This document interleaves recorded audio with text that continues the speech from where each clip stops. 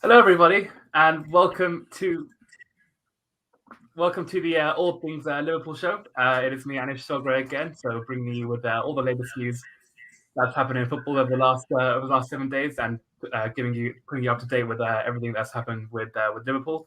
And as a special guest, and given the magnitude of the weekend's game, I'm joined by my special guest, Ozzie. Ozzie, how's it going, mate? I'm good, Anish. How are you? Yeah, all good, mate. Just really excited for the game on Sunday, and in general, it's a pretty good week, hasn't it? Well, great result in the Champions League. So yeah, looking forward to a very important game. I know it's quite early on in the season right now, but Yeah. it's a big match. Especially with our 1 point lead right now. I feel like it's all up for grabs this weekend, especially after Man City lost. So hopefully their form will be dipped a little bit in comparison to how they've played in the last few weeks. So yeah, very excited about the match this weekend. Definitely. Couldn't agree more, mate. So yeah, we've got lots of good stuff to talk about. We'll be discussing what happened against Brentford last Saturday. So an absolutely mad game that was. Yeah. Talking about some of the individual performances. So Curtis Jones, I was very impressed with that week at a game. Salah, we can't not talk about him, especially what he's been doing in the last couple of weeks. Yeah. Then the Porto game, and just a bit more about the Man City game, and in general, the quality of the opposition that they are, and the quality of our strikers, and yeah, especially Salah, and comparing him to some of our old greats. So Yeah. yeah, let's start with the Brentford game, shall we? So yeah, what did you make of it? For the neutrals, it was a spectacular game. As Liverpool fans, yeah, it wasn't the best of games. It was quite frustrating, to be honest with you. I think defensively we were just poor. Obviously, we conceded 3 goals, but in terms of how we played, in terms of our shape, it just wasn't how it normally is. To be fair, we were just making simple mistakes, not really man marking at all. Um, Sort of doing zonal sort of marking, but in open play, which is quite bizarre to say. But it's just like players were just all over the place. Unfortunately, Trent was left isolated quite a few times, which didn't help to the sort of the lead up to the goals as well. So frustrating in terms of defensively. Attackingly, it was good, I guess. For me, this might be an unpopular opinion, but I find Jota quite frustrating.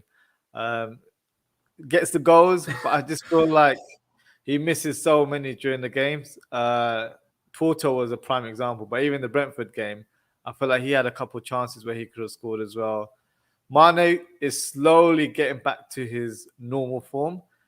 Still not quite there yet. His decision making can be erratic at times, and Salah's just been unstoppable. I feel like every time we watch Salah, he'll definitely score at least a goal or two. That's literally how I see his form has just been amazing right now. So yeah, um, you have to give credit to Brentford as well. To be honest with you, obviously we're speaking about Liverpool here, but Brentford were fantastic. They showed a great sort of never die attitude, a lot of determination. I was quite impressed with a couple of their players as well. So the goalkeeper made some crucial saves. The new centre back Aya as well, that who they signed from Celtic, was quite impressive as well. And Ivan Tony, who I found out during the game was a Liverpool fan. So maybe a potential target in the future. You never know, but he was very impressive. He was, yeah.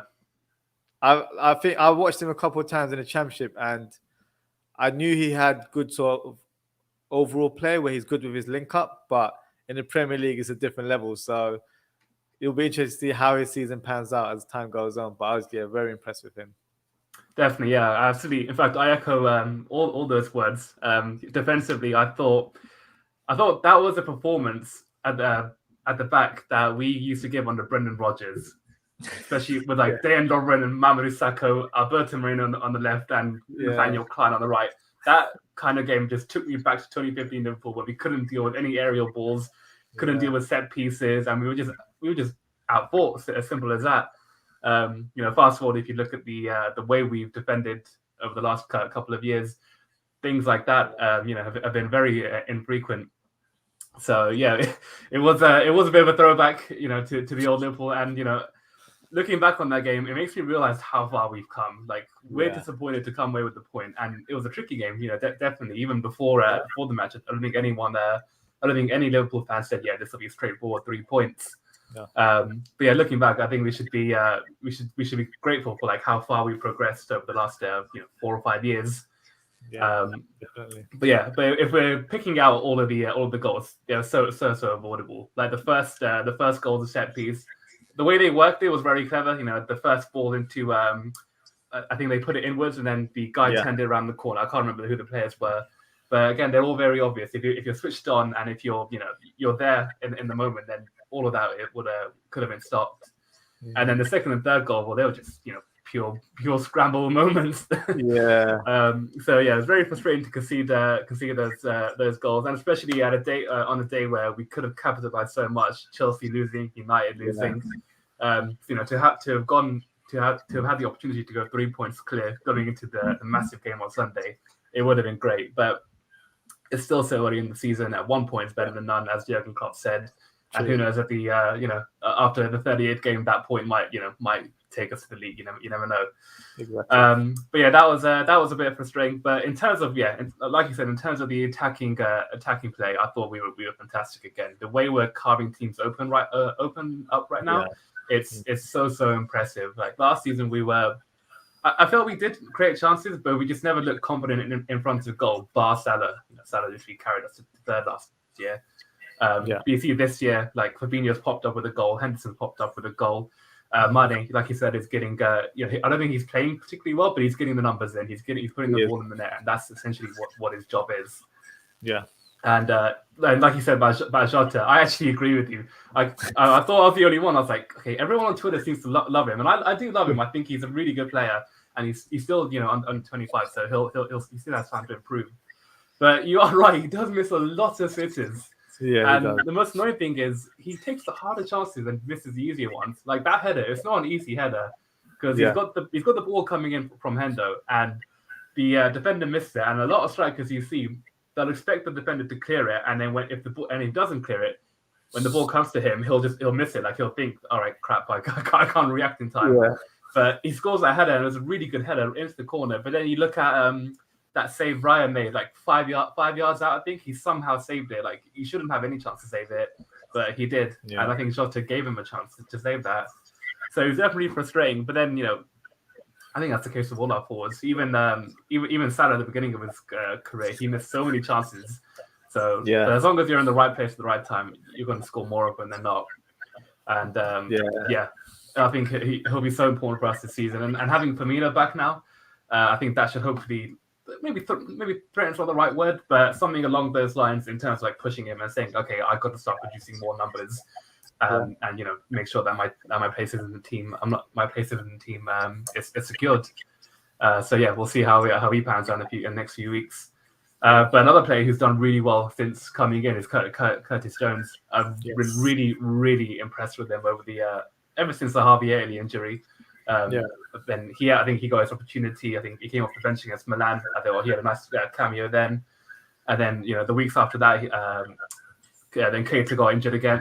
Thiago suffered another injury. So now the opportunity has kind of presented it to himself, and he's taken it really well.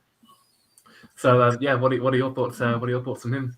I'm a big fan of Curtis Jones. I know a lot of Liverpool fans are split in terms of what they think of him. Some people have an issue of him possibly being a bit too arrogant in terms of the way he plays or in terms of how he is. Me personally, I like that in a player.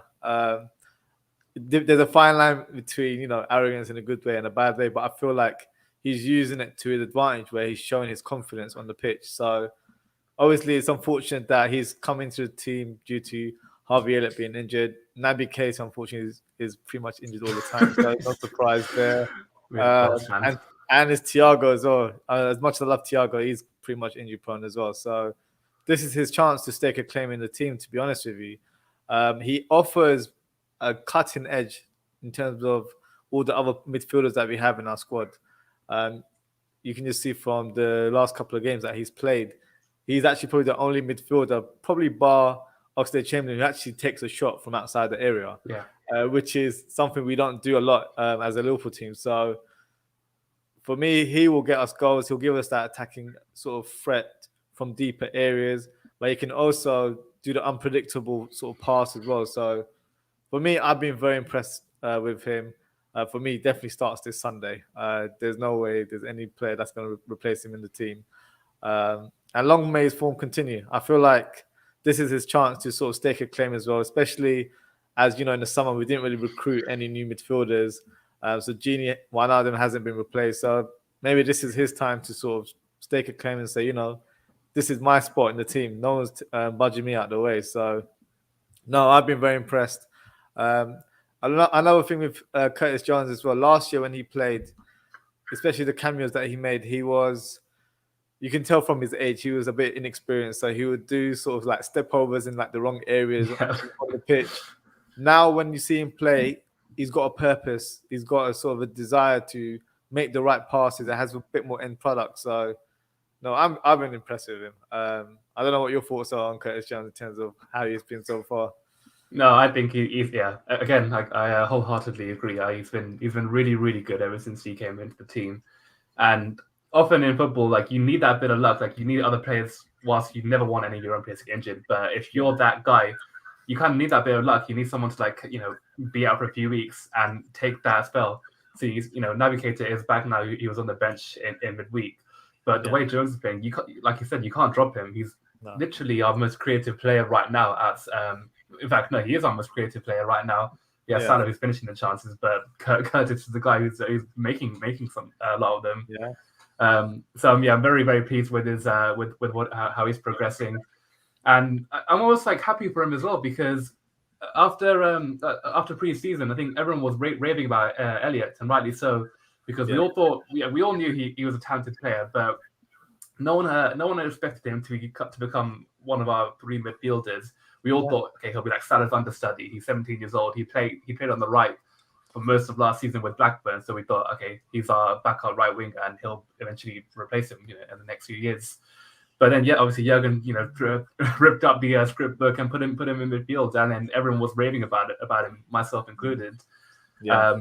So from then on, I felt like everyone forgot about Jones. And last season, like you said, he was a bit inexperienced, but he did so much good stuff for us, and he played so many vital games. I can't remember how many games he played, but there was a point where he was almost like our most important midfielder in that team, especially with all the injuries we had. We didn't have Fabinho in that holding role, so we basically had we had no one. Basically, we just relied on almost relied on him, which is quite remarkable for a 20-year-old, however old he is. Yeah. So I'm very happy that he's been given the praise that he rightly deserves, and with the way he's progressing, and the people that he has around him as well, like having Jordan Henderson in that team next to him, having James Milner in that team, it'll only help him become a more rounded player. Know when to do those step overs and know when to clear your lines. So he's obviously got the talent. He just needs to learn that second part of this game, and then eventually he'll become one of the most complete midfielders, in my opinion, for Liverpool and in the league. Fingers crossed. Definitely. Hopefully, yeah. And then, of course, he had a really, really good game against Porto. I don't know if you can say he had 4 assists, but he did have a hand in all 4 of the 5 goals. I'd say a 5. I'd take that first one as an assist as well because it was his shot. So I think so. Yeah, I think that one you can't give to him because he basically forced the shot, and then Salah got the rebound. So I'll give him that. I'll give him that one. I can't remember who was the second one. The second one's definitely his assist. That was a good pass to Salah. That was again, he showed really good vision for that one. Yeah. The third one for Firmino, that shouldn't have been an assist, but it was an assist because he made that pass. And that fourth one, even as much as I want to give it to him, I don't think I can give him that assist. That was an actual shot from him, and it got deflected off the defender and then to Firmino. So three, however many assists it was, again, he was unbelievable defensively and offensively. And then. Just in general, that game, I feel so bad for Porto. I honestly think I think they're the worst team we've ever played in the Champions League, and that includes when we beat Besiktas 8-0, a couple of years ago. Yeah, and then those 7-0 against Maribor and against Moscow in 2017. But Porto, they're so bad. They're so bad. How they always make it into the group stage, no less. They still qualify from the playoff rounds, and they always make it to the group stage. Yeah, how they get that far, I don't know, but they're awful, aren't they?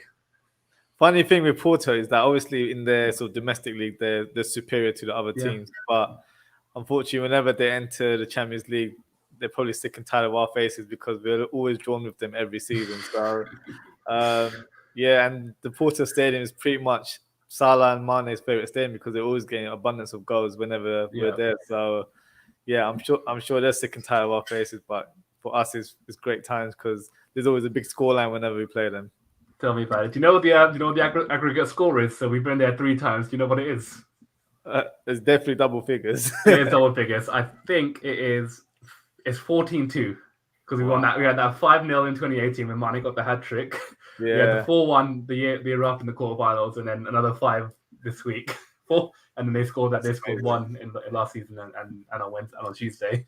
So 14-2. That is literally our playground. That and Norwich. Those are our 2 happy places. That's when you know you got guaranteed 3 points. Yeah. But now that we've been saying that, I'm almost certain we've jinxed it, and they're probably going to come at Anfield and get a point or maybe exactly. That's how football works, right? Especially with Liverpool, we always get that bad luck. Yeah, we just don't make it easy for ourselves ever. Like it's so simple to just put the ball in the net and see it through. But now we gotta make it hard for everyone. That's how we do it, and I wouldn't want it anywhere else. That's the Liverpool way. Tell me about it. So so Porto, the lovely win, 6 points out of 6. We're looking good in the Champions League, and it was really important to make sure we got that win because we've got that massive double header now after the international break. Atletico, I think we're at home first, and then we go to their ground in the 4th group stage match. So it has 6 points out of 6, and I wouldn't say we have 1 foot in the in the knockout stage already, but we got a really good chance of making it already. You see Porto and Milan, Porto's on 1 point, Milan are on 0.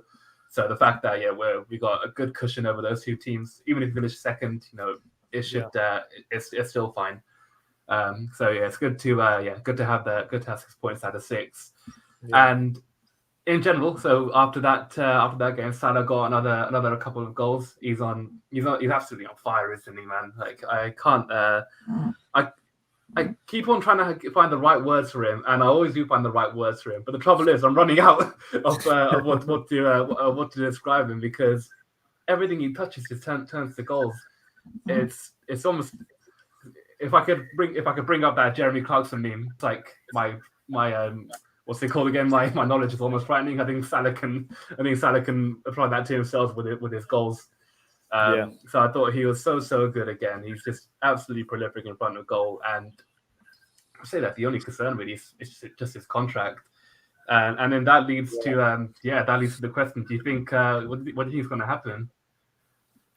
I'm hoping he signs. At the minute, the signs are that I think they're in discussions and stuff. So obviously, we don't know what's happening behind closed doors, but I think for him, in terms of his career, Real Madrid obviously are, I don't know if they're financially able to afford him. Obviously, they'll probably find a way. And Barcelona, obviously, they're in a lot of debt. So those are the 2 teams that you probably would have looked at as possible destinations. And PSG, I'd say as well. But are those teams appealing for him at this stage? I don't know. I think Liverpool is still pretty much one of the top teams in Europe. PSG is an interesting one because if Mbappe leaves, then obviously they would want to recruit someone, and obviously there's no other player that you'd go for other than Salah, especially playing on the right-hand side, which is the area that they'd probably look into to replace Mbappe. I hope that doesn't happen. I really don't. For me personally, I wouldn't swap Salah for any player in world football, and that's me being brutally honest. I know a lot of fans like the Haalands and Mbappes. Don't get me wrong, fantastic players. But for what he does for Liverpool, he's just the right player for us. Even this season, he's actually changed his style of play a little bit, where he's actually drifting wide a little bit more than he normally does. But it's actually helping his play because he's taking on the fullbacks, and then as he's laying off the ball, he's actually making great runs in the middle of the box. So he's getting more goal chances from that as well now. So yeah, Liverpool just. With our owners, you don't know. Things aren't straightforward, unfortunately. I know fans are saying give him whatever he wants. That's not how FSG work, unfortunately. They won't give him what he wants. But fingers crossed. Hopefully it's sooner rather than later because if it approaches January, February, and we're not hearing any news, it doesn't look good, to be honest with you. But yeah, fingers crossed.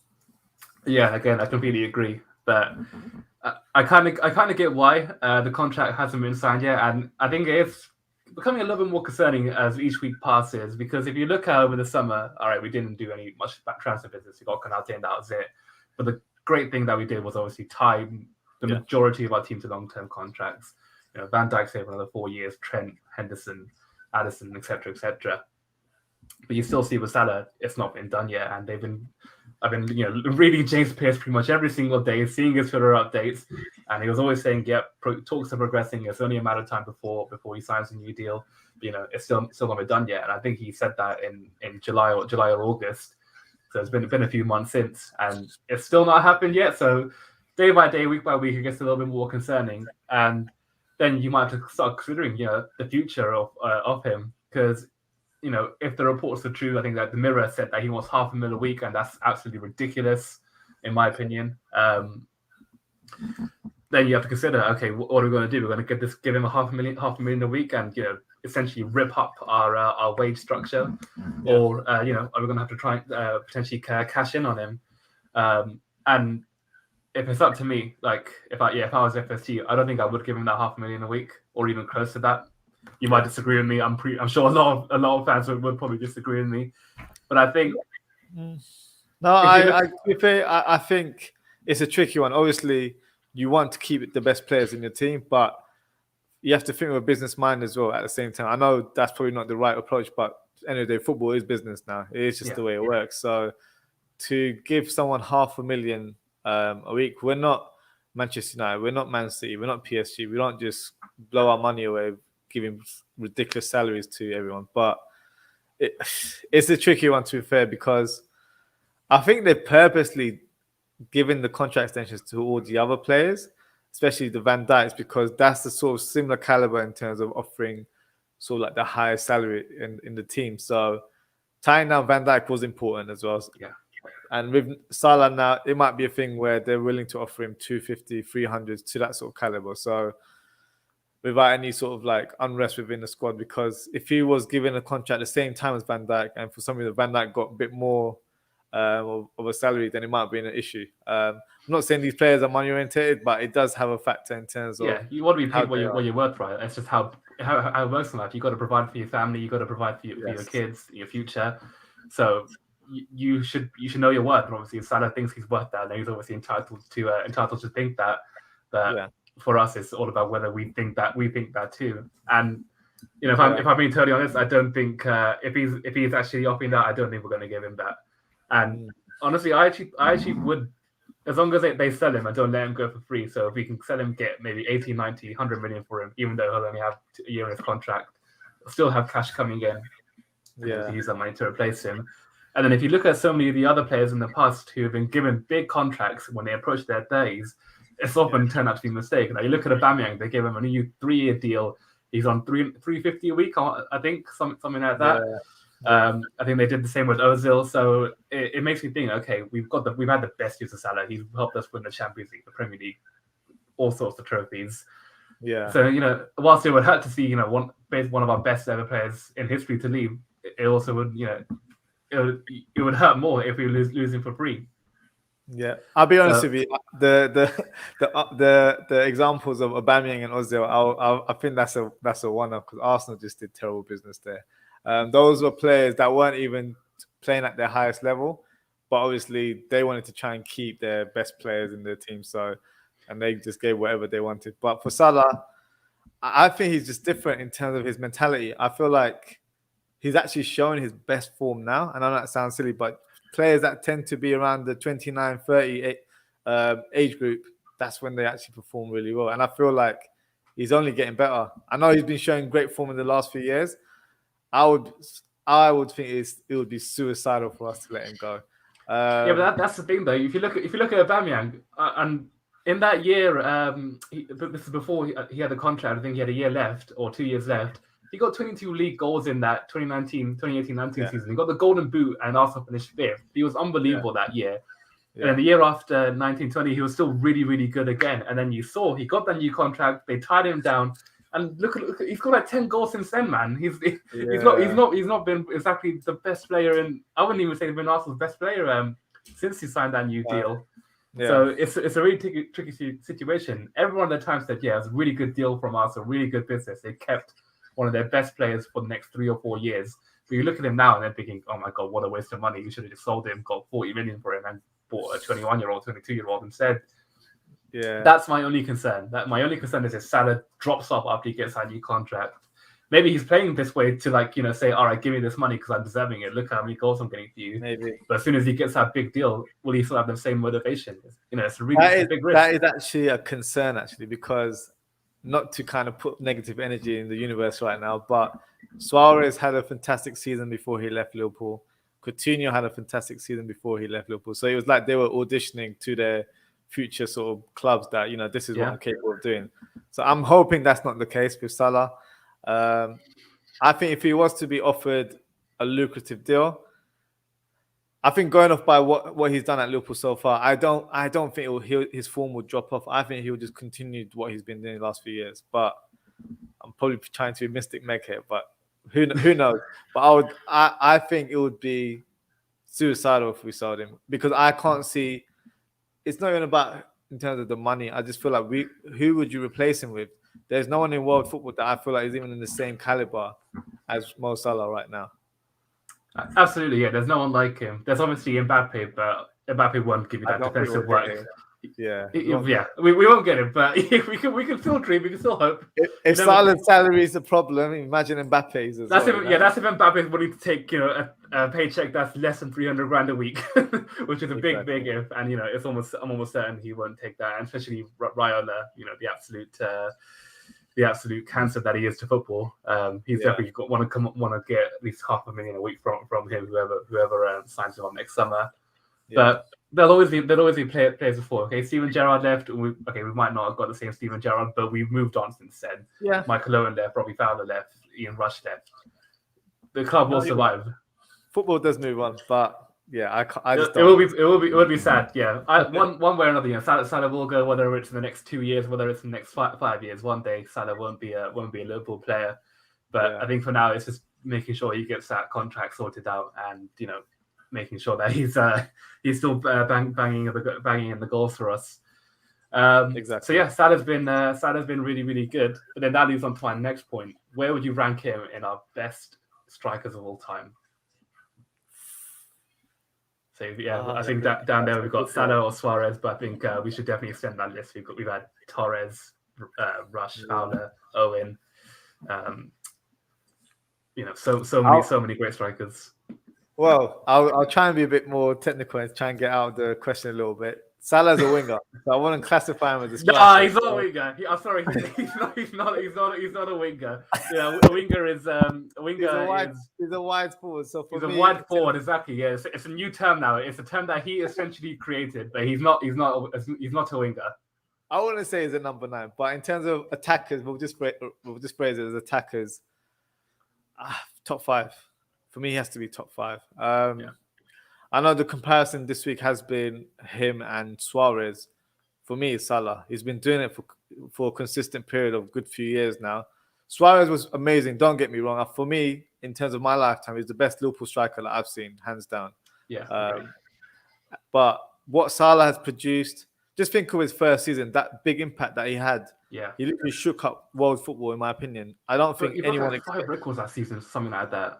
Exactly. And I don't think no one expected him to do what he did. Like, when we signed him, I was one of the guys that was like really happy that we signed him, because he had a great season for Roma where he was very clinical in front of goal. And Fiorentina the year before.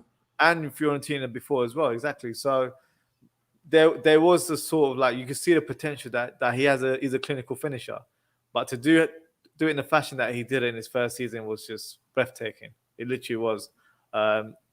It sort of opened up a lot of fans' eyes as well in terms of who he was, because I think he probably was MIA for quite a while because he left Chelsea. So yeah, and he's been doing it since. To be honest with you, obviously the numbers weren't as high as the first season. He set the mark quite high there, but he's been scoring amazing. He's been pretty much top scorer or close enough to top scorer every season in the Premier League. Suarez probably did fantastic stuff that we wouldn't even imagine that a player would be able to do on the pitch. Although obviously he loved playing against Norwich, so that was his favorite. Yeah. I really felt for them when our fans started singing his song in the cup game last week. That was the ultimate shithouse for me. I absolutely loved it. But yeah, I also felt so bad for them. I love the chanting from the crowd. That was beautiful as well. Yeah. But yeah, so his final season he was amazing as well. But so was Sturridge for me in that season. That unfortunately was so good. Yeah. That season we didn't unfortunately win the league. So I would look at in terms of what they've achieved in their sort of space of time at Liverpool. Suarez wasn't there for such a long time, so that's one factor as well. But for me, it's Salah. He's just been amazingly consistent, and I just feel like hopefully, fingers crossed, he does sign that contract because he will continue to do what he's doing. So yeah, I'll go for Salah. But top five in terms of Liverpool history, I know I can only talk about probably the last 25 years because I'm in my 30s. So I can't really talk too much about the 80s. Obviously, that was one of our best periods. But in terms of my lifetime, definitely top five. I have to agree. I think if you're looking at it broadly, so obviously, okay, we wouldn't have watched from the 80s, but obviously our dads would have told us all about Ian Rush and Kenny Dalglish.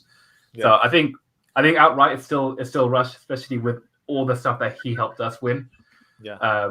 But I would put, if Salah's still here for the next 3 or 4 years, and let's say in the next 3 or 4 years we get one more Premier League, maybe 1 or 2 more Premier Leagues, another Champions League, maybe another cup or two along the way, I think then you can put him above Ian Rush, especially considering because Rush had a really, really good team around him, and he had a team where we were literally the best in the world, not even in England.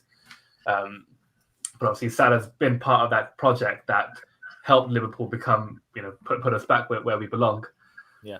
So yeah, I think if he, as long as he's here for the next 3 or 4 years, and we get a few big trophies along the way, I think we can put him out right as number one.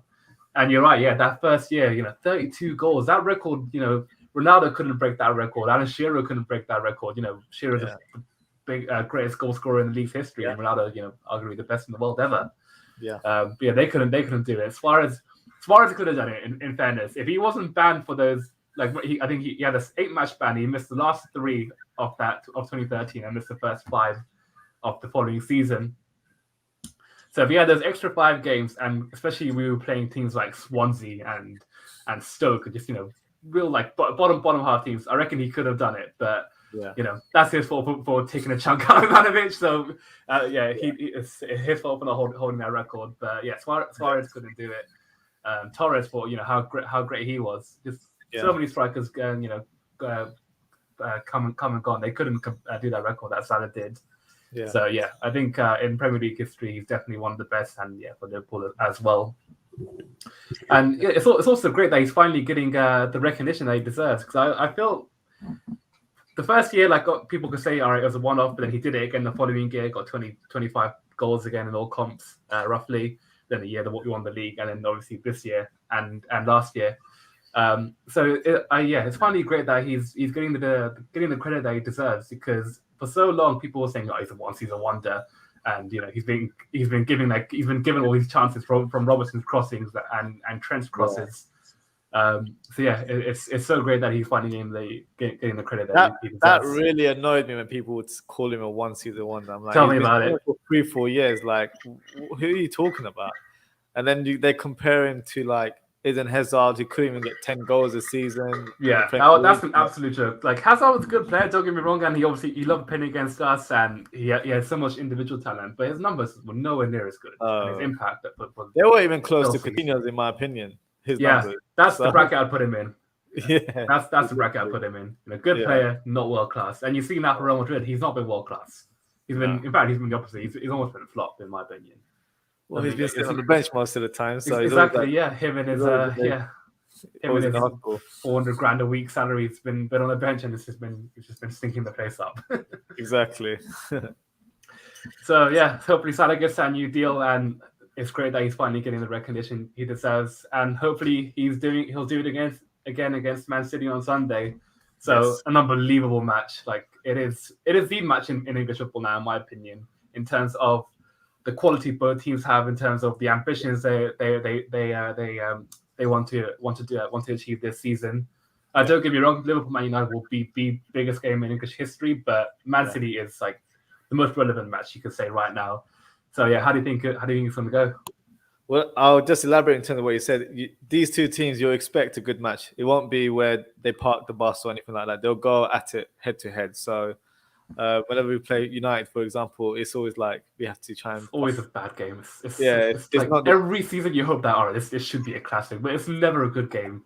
No, it never is. So because they're employing ultra defensive tactics, so it can be hard to break down. But no, I'm really excited. I know they've just come from a loss against PSG, so I'm thinking that could be a factor in terms of going, but it could also work to their favor where there's a bit more fire in the belly as well, and try to prove a point that that Champions League was a one-off sort of thing. They've shown great form. I think so have we at the same time. Probably for Liverpool, from a neutral perspective, we weren't expected to be where we are right now due to us not recruiting anyone in the summer. But I'm confident in terms of how we'll play against Man City. I'm confident in terms of how the team is and how we'll do this season. For me, it's just injuries. That is just the thing where it's just like keeping your fingers crossed every week just to make sure that people are fit. I have a feeling Trent won't be able to play this week. So Trent won't be playing. Yeah, Klopp's confirmed that. Yeah, he's out. So he'll be back after internationals.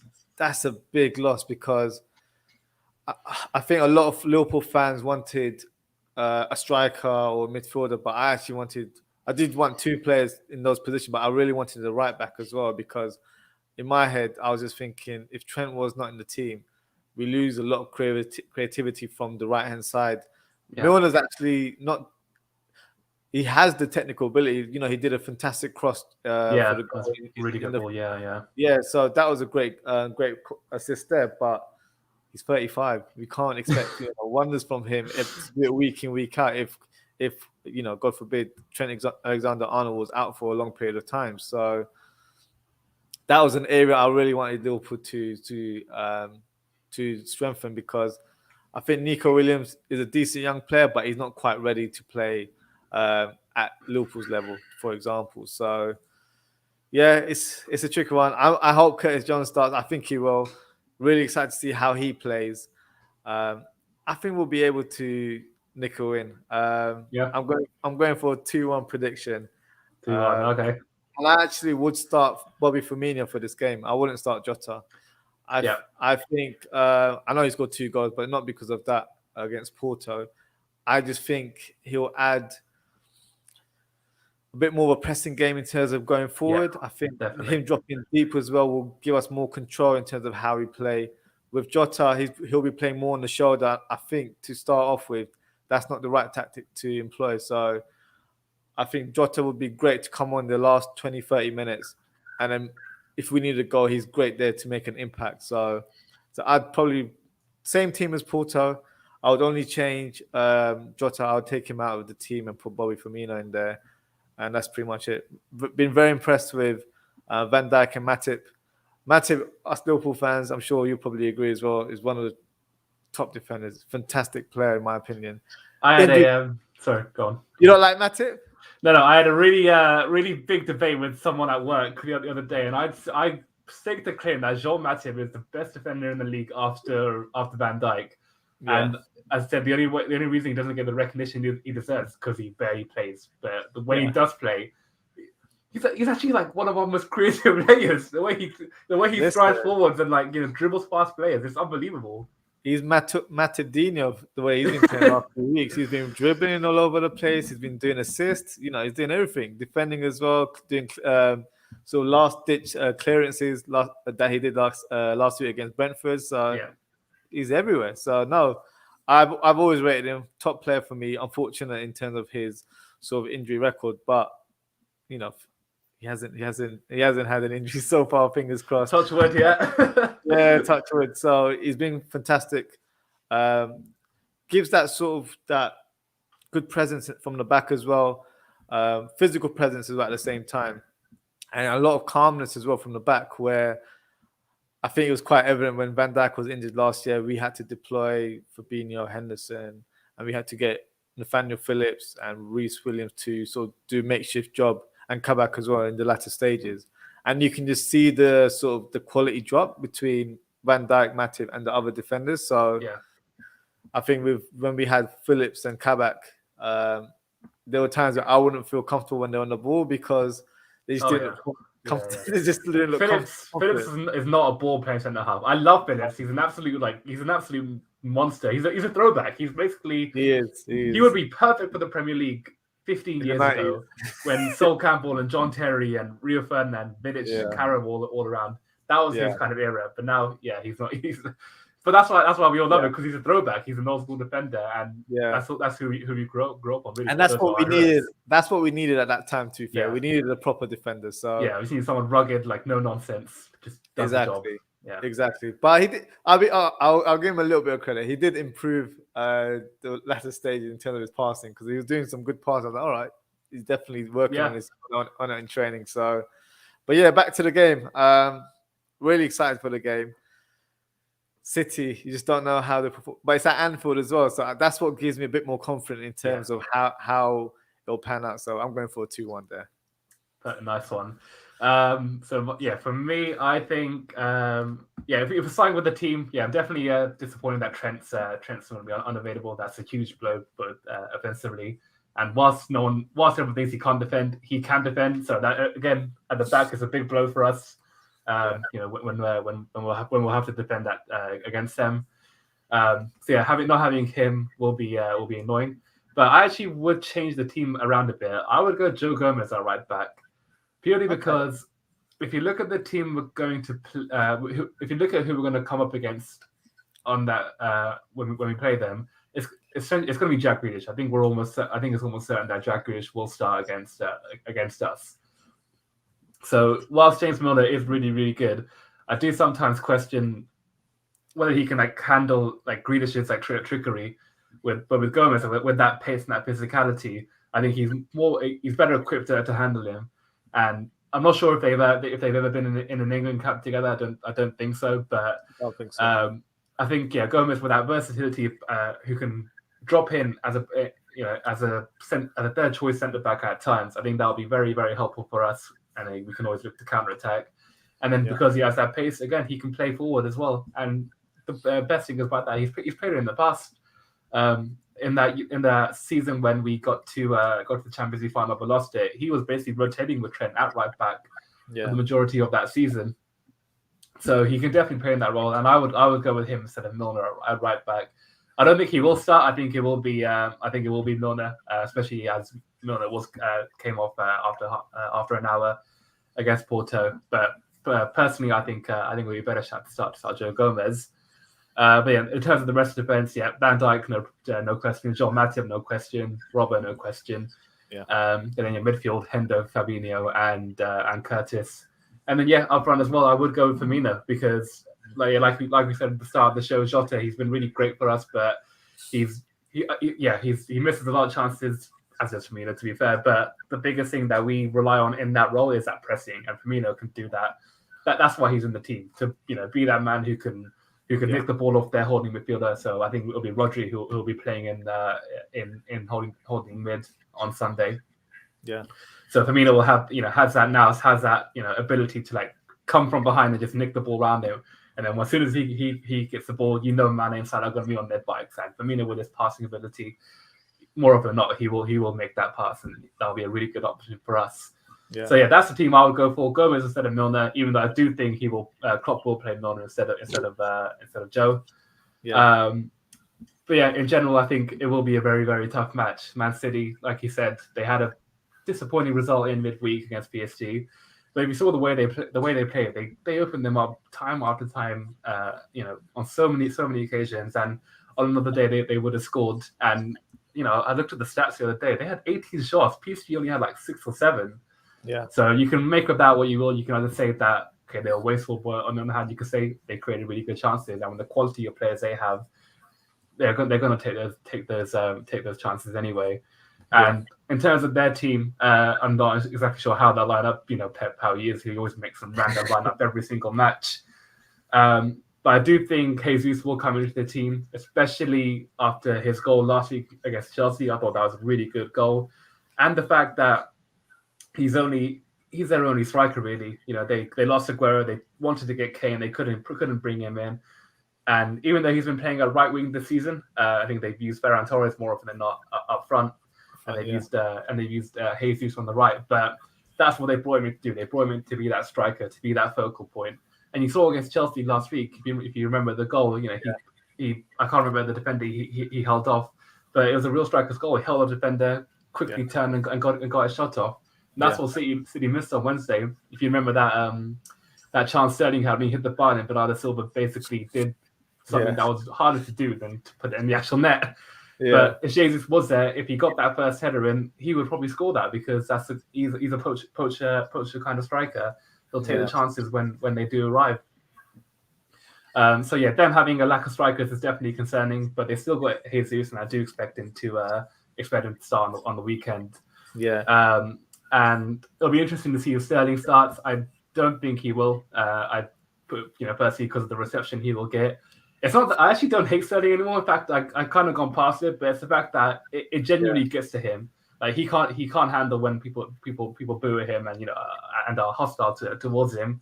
Yeah. So I don't think he'll start. I think it'll be a front three of Grealish, Jesus, and I think he'll start Ferran Torres. I think we haven't seen Torres in a couple of weeks. I think he is fit. I'm not 100% certain, but if he is, I think he'll start. If he isn't fit, then I think it'll be Mahrez instead, and we'll see Jesus leading the line. Yeah. So yeah, it'll definitely be a tough game. And after we played Chelsea, I was actually before the game I said we should try and get the win because we're at home. But then if you saw what City did to them last week, they literally outplayed them in their park. Now I'm thinking if you get a point, it won't be the worst result in the world. We'll still be above them. Yeah. We might not be top of the end of the weekend. I think Chelsea playing Southampton, so I do expect them to win. And I do expect United to win whoever they're playing. So we might not be top, but it'll still be okay getting a point at this stage of the season. The only thing that could be a downside is that if we could take a point now, and if we go to their ground and lose, then they would have had 4 points out of 6 against us, and that could be quite catastrophic. Yeah. But yeah, speaking for the now, taking a point wouldn't be the worst result in the world. But I do hope we win, and having that crowd, having that Anfield atmosphere, that's what essentially cost us the title last season. Yeah. City they finally won at Anfield, and what it took was a defensive crisis, a midfield crisis, and an empty Anfield. So having those back will be so big for us, and it won't be an easy thing for them. They know what they're coming into. And we just got to make sure we're as dominant as we possibly can be. We take our chances when we do get them, and we come away with 3 points. Yeah. So I think it'll be a great game. But hopefully we'll come away with 3 points. Yeah. To be fair, we tend to get the result we need at Anfield whenever we play City. So even if that's a draw or a win, I take any of those results right now. A loss would be not end of the world, but it's just that losing a bit of momentum in terms of climbing up the table, especially with the fixture list piling up in the next few weeks. It will have an effect in terms of what teams we set out every week. So, fingers crossed that we get the point there. Jesus is an interesting one because I don't see him as a right winger. Everyone calls him a right winger, but for me, he's a striker. So I know he does play. He has been playing there on occasions, or he does drift there quite a bit. But I've always looked at him as a striker. So I actually think this season he'll actually do really well for City. I think he might thrive on having that responsibility to lead the line and get the goals. Some strikers really change their game and step up when it comes to that situation. So especially playing under the shadows of Aguero in the last few years. Yeah, I feel like the shackles are off for him. So, I think he'll do well this season, but hopefully he doesn't do well in this fixture.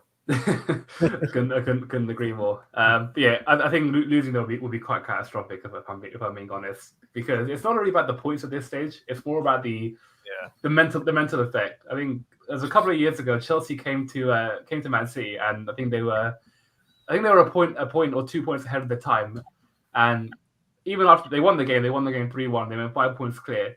And even at that stage, it was still like in February, so there's still a lot of football to be played. But you saw mentally City crumbled after that, and Chelsea just went on and won the league. Yeah. So it's not, again, at this stage of the season, it's not about the points. It's just making sure you do not lose that mental battle against your biggest rival. Yeah. So yeah, a loss is completely out of the question. But yeah, hopefully we get the 3 points. So yeah, I think we've done well to preview to cover all the possible outcomes that could happen in that game. Hopefully they come away with nothing.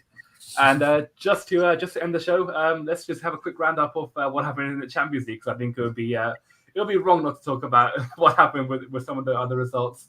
And what better place to start than at the Bernabeu? Unbelievable, Sheriff Tipperol. I've only just about learn how to say their name in the last couple of days. But yeah, the first I think they're Moldovan or Romanian. I still can't remember I'm not entirely sure, to be honest. You know what? I need to check this because they deserve the credit that they get. I think they're Moldovan. Yeah, they're Moldovan. So they're the first Moldovan team to come into the Champions League. They were like in the 4th or 5th qualifying stage of the Champions League, and they made it to the group stage somehow. And at the Bernabeu, in front of it wasn't a full Bernabeu, but they had a lot of their fans there. Benzema was playing, Hazard was playing, Kroos, Modric, Casemiro, and they somehow they come away with all the points. Unbelievable. The winner itself was just a fantastic goal. Absolute beauty of a strike that was. Yeah. So it was just amazing. I think it might be one of the best stories. It is definitely one of the best stories in Champions League history, and I think it could be the best. I don't think there's many better stories than that one. Of course, there's our comeback in 2005. Yeah. But in terms of a minnow team, the first team in the country's history to be playing in the best competition in Europe, to have gone there, to have gone to the 13 times winners and come away with 3 points. Yeah. And there's 6 points. There's 6 points out of 6. So it might even go make to the group stage, to the knockouts. That'd be amazing if they could. But just think of it now in terms of what was happening in the last few months in terms of the Super League. Yeah. Now, if we had a Super League, you wouldn't have these moments where an unknown team from a random country just comes into the Champions League and beats one of the top teams. Like, that's the beauty of football. So you would take that away if you were to implement a Super League as such. So yeah, I think it's fantastic for football. I think it's just great to see. Obviously, Real Madrid as well. You can't write that sort of stuff. Yeah, beating them. So yeah, great result for Sheriff there. Definitely, absolutely brilliant for them. And then Real Madrid's counterparts, Barcelona, their crisis just keeps on worsening. It's another real bad performance. I didn't watch the game. I watched the highlights on YouTube yesterday, and my God, man, like 4 years ago they had Messi, Suarez, and Neymar. Now they got Luke De Jong. Like, where are they? He's not even Holland's top striker. So how he's leading Barcelona's line? Oh my God, what's happened to them? And I believe in this game as well, they didn't have a shot on target. So that's just consecutive games they haven't had a shot on target in the Champions League. So, I know the caliber of players aren't the same in terms of, the great Barcelona from a few years back. But you've still got Memphis there. You've still got a few players there that can do the job. Obviously, Luke De Jong, I don't know why they signed him. It made no sense. I don't get it. They got rid of Griezmann. Okay, Griezmann's not the best player in the world, but he's miles better than Luke De Jong. And especially if you saw that goal Griezmann got for Atletico against Milan. So he clearly still has quality. Yeah. They just made the worst downgrade. I think that's almost comparable from when we went to Luis Suarez to Mario Balotelli. It's along the lines. Yeah, it is. It is, to be fair. That's a blast from the past there. But yeah. Yeah, I don't know, to be fair. I think that was more of a financial decision more than anything else because they needed to get Griezmann off the wage bill. Yeah. And Luke De Jong it's a Dutch connection there. I think Coleman knows him from his time with the national team. So probably it'd be a solid player to have in the squad. I think once because they do have quite a number of attackers. So once everyone's fit, I don't think he'd be first choice anyway. But he's just not the right type of striker to have. He doesn't really offer a lot in terms of pace. They don't really play with out-and-out wingers as such. They play with wide forwards like us. So there's not going to be like whipped-in crosses every 2 minutes. So bizarre signing. More of a Dutch connection than anything else. But yeah, it's not looking good for Barcelona, to be honest. The worst thing is they signed Aguero. They got him for free. Aguero thought he was going to come and play with Messi. He's there now, and he got injured after like the 3 days when I think they announced Messi couldn't stay on, and he's not kicked a ball yet. He was signed in July. He's not kicked. I don't think he's even played in preseason. I might be wrong, but it wouldn't surprise me if he hasn't played. Yeah. So the fact that he got Aguero there and the most ironic thing is he's earning that massive wage and he's not even playing for them. It's funny how football works, right? He's living the life. Unbelievable. So yeah, Barcelona are in the mud, but again, I'm very happy that Spain are in the mud because they didn't even officially. They still haven't withdrawn from the Super League. UEFA, in fact, had to back down from their from their stance, saying we're going to threaten legal action if you don't officially withdraw. So karma is a beautiful thing, especially in football, and Real and Barca are getting exactly what they deserve. Yeah, definitely. Couldn't agree more. So the brilliant week in Europe, and then in terms of the other English results, Chelsea lost to Juve. I thought that's a bit of a disappointing one for them, and it's put on a bit of pressure, not pressure really on Tuchel, but I think it's probably the first time in his Chelsea career where they could be in a bit of a rough patch. 2 back-to-back 1-0 defeats. So they want to make sure they can turn it around on the weekend. And that was a great goal, by the way, from Chiesa. Chiesa, he's fantastic, isn't he? He's so good. I thought he was unbelievable in the Euros, and he's clearly showing again for Juve. And it was a really poor move for Juve because they've been struggling since Ronaldo left. I've not seen their record, but I think they're somewhere in the bottom half, and they might have won one game so far from 4. I'll quickly have a look here. Juve. Yeah, they're 10th right now. 2 wins, 2 draws, and 2 defeats after 6. Wow. So it was a really big win for them, and of course for Chiesa potentially stepping up and filling Ronaldo's boots. Yeah. So a big moment for him. Hopefully he'll be a Liverpool player sometime soon. But you never know. You never know. And then of course let's just end up on United. So. Very, very lucky again. I'm gonna have to say they didn't deserve 3 points, but they got the 3 points. I thought if Villarreal even took half of those chances they had in the first half, they would have comfortably come away with 3 points. But if I'm being totally honest, I actually don't mind they won because it means Ole's in a job for another week. And if I'm being totally honest, as long as Ole's there, they're never going to win the Premier League or Champions League. It might be famous last words, but I've seen enough evidence now to say that they're not gonna compete under him. For me, he's always been a weak link. I've been saying it for a good few years now since he's been appointed as their manager. He's the weak link. He's not an elite manager. I don't think he has that sort of mentality to manage a team of sort of high caliber players because they've got a fantastic squad. Let's be honest. That's why they've signed Ronaldo because he's the difference maker in those situations where he will get the winning goal in crucial moments like that. If this was the Manchester United team of last season, that goal wouldn't have happened. So for me, if they were to have a sort of elite manager, they'd be a bit more of a force than they are right now. So good win for them. Like you said, lucky win, but it is what it is, I guess. And I think as long as Ole's in a job, then we're all good because they got an unbelievable squad. They have Ronaldo, they have Bruno, Varane, Maguire's a really good centre back. Luke Shaw, Van der Beek, man, he's a quality player, but he doesn't get much of a look in. So Ole being at the wheel is a good road for all of us. Ole in, definitely. Ole in. 100%. So that's everything for today, folks. I hope you've enjoyed this special edition of the All Things Liverpool show. So we'll be back probably next week. Talking about how the City game would have went, and maybe to preview some of the international games, seeing how our players will do for their countries. Ozzie, thank you so much for coming on to the show. It's been a real pleasure. It's been great to hear your thoughts about all the topics that have happened for Liverpool in the last week. So anyways, guys, enjoy the rest of the weekend. Enjoy the game on Sunday, and we'll see you again next week. Take care.